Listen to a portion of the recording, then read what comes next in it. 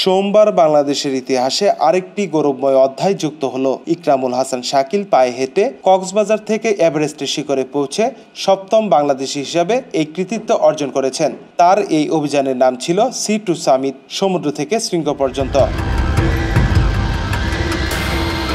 গত ২৫ ফেব্রুয়ারি কক্সবাজারের ইনানি সৈকত থেকে যাত্রা শুরু করে শাকিল। ১৪০০ কিলোমিটার পথ হেঁটে ২৯ এপ্রিল এভারেস্ট বেস ক্যাম্পে পৌঁছান। ১৭ মে ক্যাম্প ৩ এবং ১৮ মে ক্যাম্প ৪-এ পৌঁছান তিনি। অল্প দিনে এই অভিযান সম্পন্ন করে তিনি রেকর্ড গড়েছেন। শাকিলের এই সাফল্য বাংলাদেশের জন্য অনন্য প্রেরণা। তার অদম্য সাহস ও সংকল্প আগামী প্রজন্মকে স্বপ্ন দেখাবে। নাফিউল ইহসান, দৃষ্টি ২৪।